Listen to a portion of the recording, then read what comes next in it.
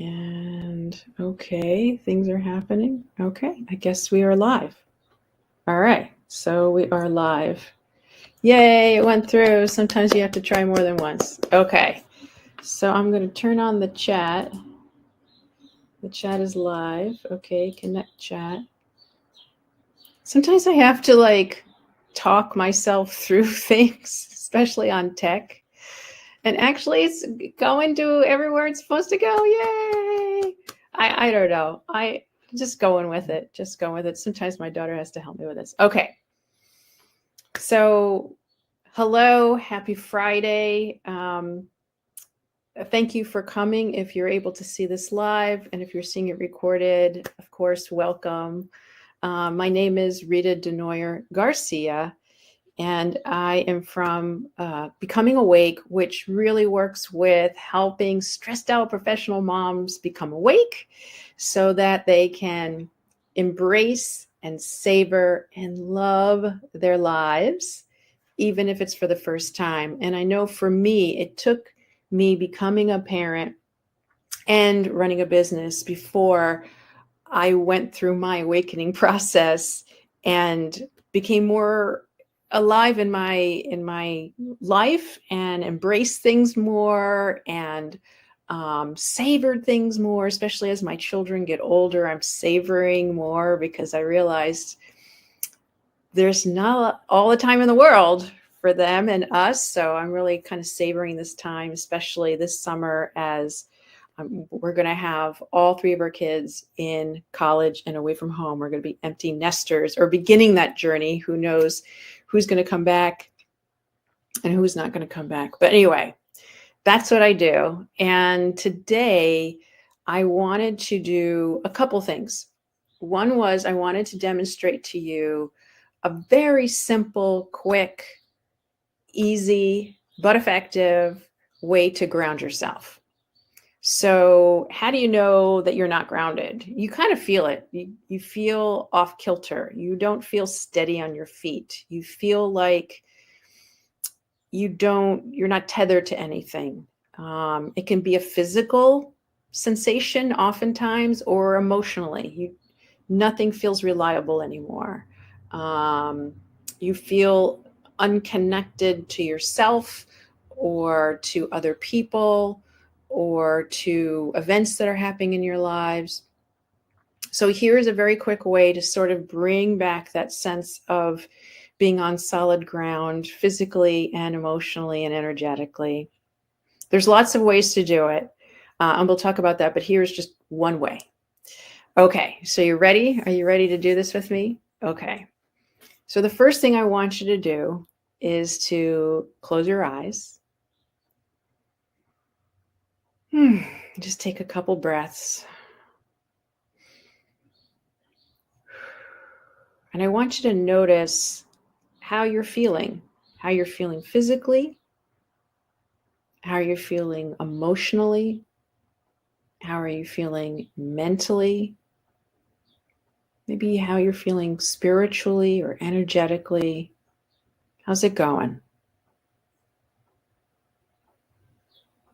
And sometimes some of us can't tap into all of those layers and levels, but if you can just hone in on one, maybe it's the emotional.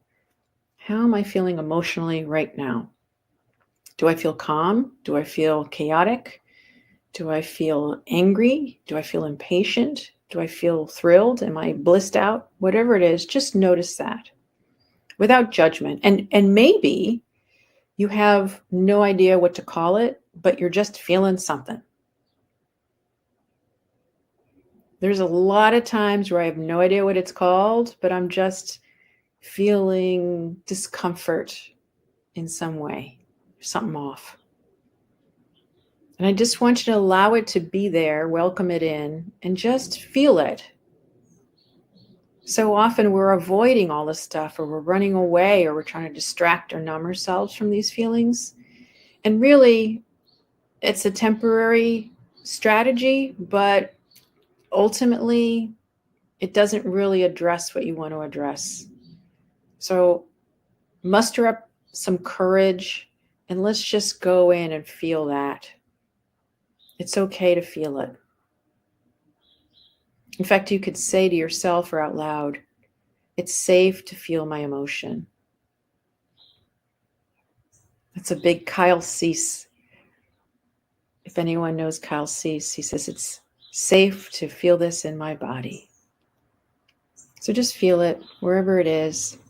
And I'm putting my hand on my chest because so often I feel it in my chest. But wherever you are feeling it physically in your body, just note that and put your hand there. It could be on your chest, or maybe it's your neck, your head, wherever it is, your stomach. People usually have their sort of habitual location where they feel stuff in their body. So wherever it is, just put your hand there.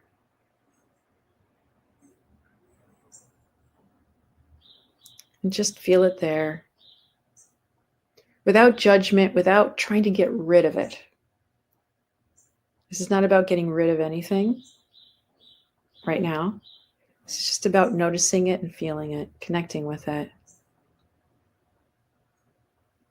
So just feel it. And you can even say, thank you for showing me that you're there. Thank you. I want you to imagine that whatever you're feeling is like a little young part of yourself that's coming up, kind of like, when your kids pull at your pant leg to get your attention. It's just pulling at your pant leg, trying to get your attention. And you're going to go like, okay, honey, I see you. That's all we want, right? To be seen and recognized. So this is your opportunity to see and recognize this part that's coming up. I see you there. I recognize there. I feel it. And I want you to go into the sensation, whatever the sensation is. It could be a tension, a tightness. It could be a sharp pain, dull pain, heaviness. Just notice it there without judgment. Even if you've judged it before, try to go in with the least amount of judgment as possible. And you're feeling it.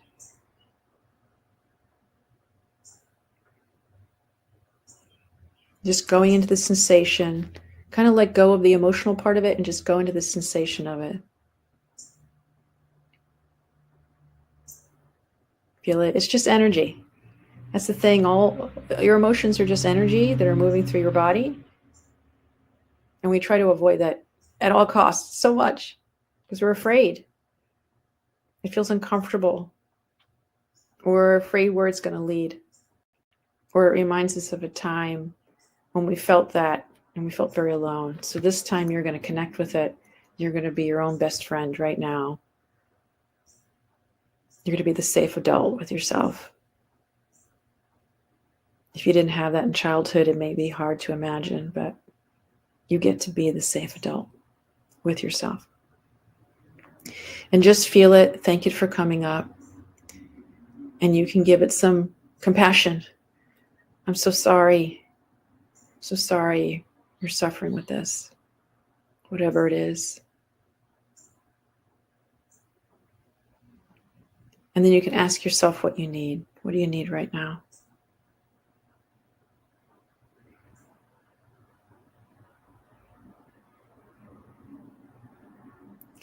And one of the purposes of having these different emotions and sensations in our body is that it's a communication.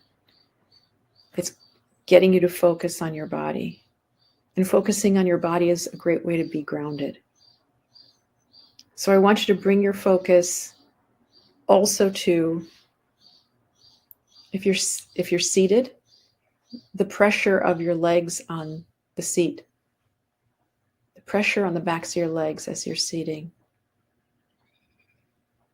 If you're standing, focus on the sensations of your feet. The pressure of your feet as you stand.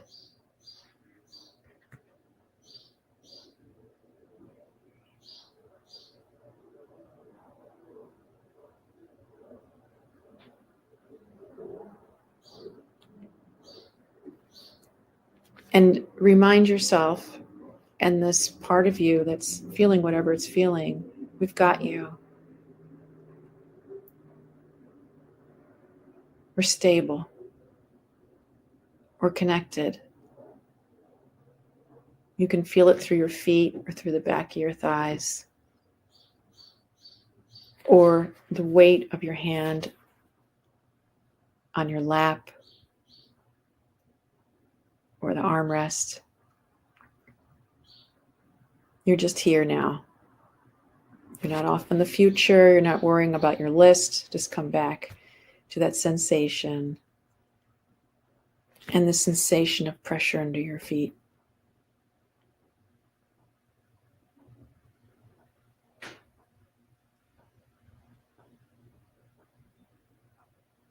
And then you can come back to focusing on whatever was feeling in your body. See if it's still there, if it's changed, if it's the same.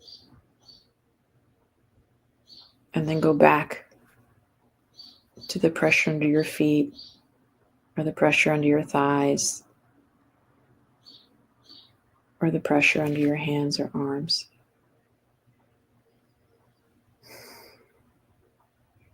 And you're just kind of going to go back and forth and just see how you're doing. Gently. And see how you feel.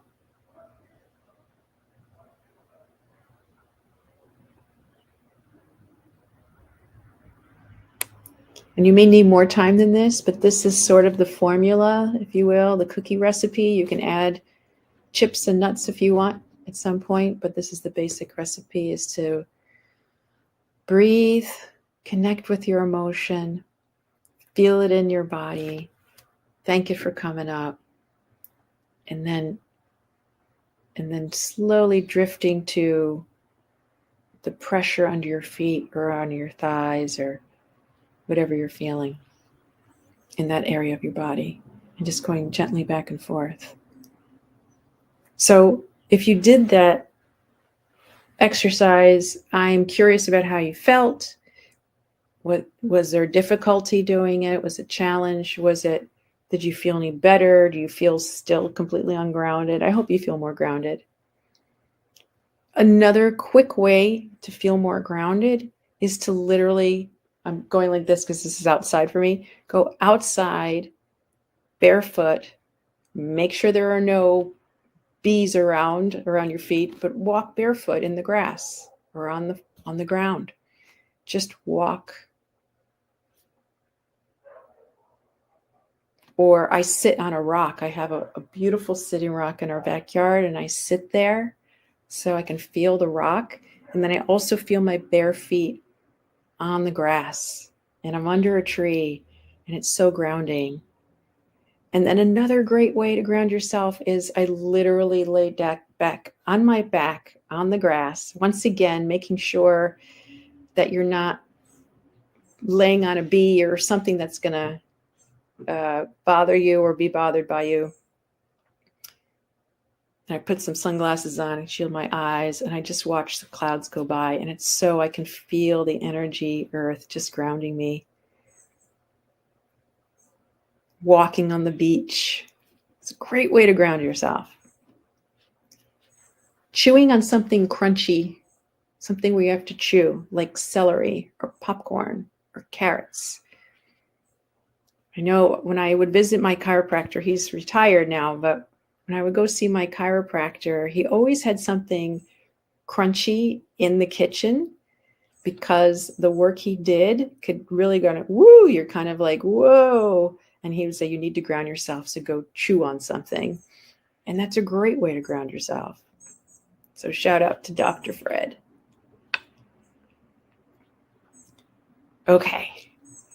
So here's the next thing I want to talk about real quick. I just wanted to tell you this inspiring story. I felt inspired by it. It's my own story. And I want to tell you this because this can totally be you. Okay. So for decades, I had a lot of anxiety, a lot of worry about my kids for a whole bunch of reasons. I'm not going to go into specifics, to protect them, and also because if I go into specifics, everyone's going to have an opinion about those things, and I don't want you to get distracted. I just want you to know that I had a lot of worry about different things in my kids' life, a lot of choices that they were going to make or were making, a lot of things that they were exposed to.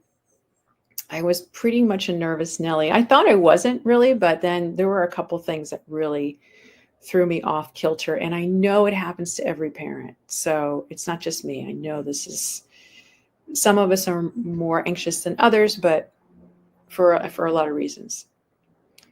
So I had this huge difference that happened just recently with a particular topic and set of choices. And my youngest turned 18, and she had to make some choices. And in the past, I would have been biting my nails, gnashing my teeth, trying to come up with 5 different ways to try to persuade her to make the right choice, right? The choice that I thought was right for her. I had, gone through great lengths to figure out why this was the right choice. I had all this evidence, and some people agreed with me, some people didn't. But anyway, one of the things I would do is I was constantly looking for affirmation about this. This is the right thing. This is the right thing. This is the right thing. So anyway, so it's time for her to make some choices.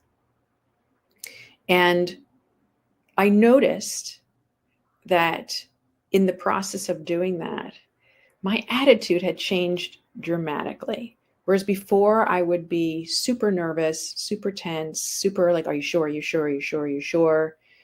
And then trying to come up with all these different ways to make myself feel better. This time I noticed that I was pretty chill about it. I was pretty like, yeah, it's up to you. What do you want to do? Just make your choice, do it.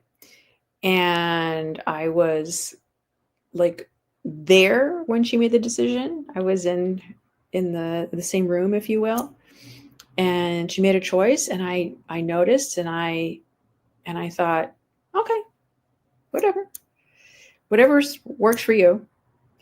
And at first I was like, yeah, it's no big deal. It's just another day in my life. And afterwards, a few minutes, I went, holy Toledo. I just realized that didn't bother me anymore. I wasn't worried about that anymore. This was like totally something she's deciding for her life, for her whatever. And okay. And I really meant it. I wasn't like, okay, like pretending, like fake okay. You know how we do that as parents? Like, that sounds like a great idea, honey. No, it was like really like, yeah, okay. And I was so proud of myself that I even said, I have to say I'm proud of myself the way I handled that. And she was like, yeah, I'm proud of you too. You took that pretty well. See, I say this not because I'm some extraordinary being, right? But it's because I did this particular work that I do with clients with these particular tools that really help you change your subconscious mind. They really do. I wasn't sure it worked. I was kind of skeptical when I first started using them.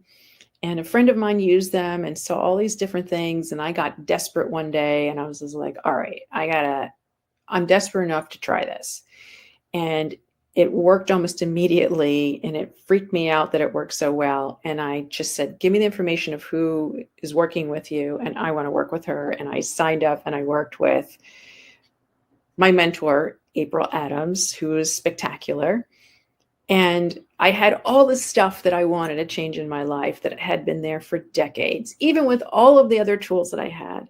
And one of them was to not worry so much about what my kids are up to and what choices they're making and how they're doing things. And I started using these tools as directed by her and with a lot of guidance and consultation. And this is one of the results that happened was like, oh my gosh, this didn't bother me at all. And it wasn't like I was numb. It wasn't like I'm all of a sudden like a psycho or something where I'm not having feelings about this. It just didn't trigger me anymore. which is such a relief when things don't trigger you. And it doesn't mean that she made the wrong decision. I think she made the absolute best decision for her, and she's great. But I didn't have to suffer through it.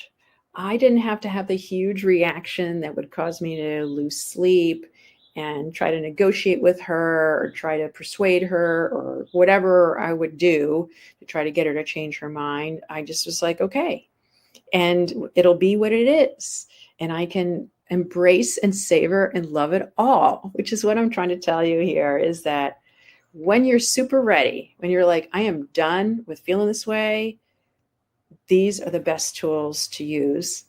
They do take a little persistence, but for a lot of things, you're one and done. Sometimes it takes repetition. But what I'm saying is to you, when you are ready to really shift your subconscious mind into a place where you feel more confident and calmer, and you see lots of different options, and you make easier, better decisions for yourself and your family, my gosh, yeah, this is the way to go. And there's more than one way to do subconscious reprogramming, but I'm telling you, this way super worked for me and for many, many other people. So I just wanted to tell you that story to inspire you that it is possible to turn things around. It is possible to have better connections with your kids. It is possible to calm the system and have different beliefs so that you're walking in the world in a place where you just love it. You just like, I'm savoring it. I'm embracing it. I'm loving it. So that was my message for you today. I have a gazillion other stories to tell you about how this has helped me and other people, but I wanted to leave you with that one. Let me know how the grounding exercise worked. Please.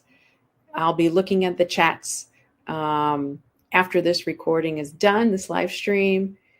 Let me know if there are particular topics that you want to hear about. If you want to do more grounding, great. If you want to hear about self-compassion, if you want to hear about how to change your subconscious mind, if you want to hear about having better relationships with your kid or how to handle all these, like the crazy schedule that you're on, let us talk and I will address it in these live streams. And of course, if you want to know more about this, just reach out to me. You can reach out through the Calm Mom Alliance Facebook group or on my website, becomingawake.com. So, and there's a contact page there, or you can just DM me. Just let's connect and we can talk about how to help you really get into a state of mind where you're just loving life. Okay. I hope you have a great day and I will talk to you soon.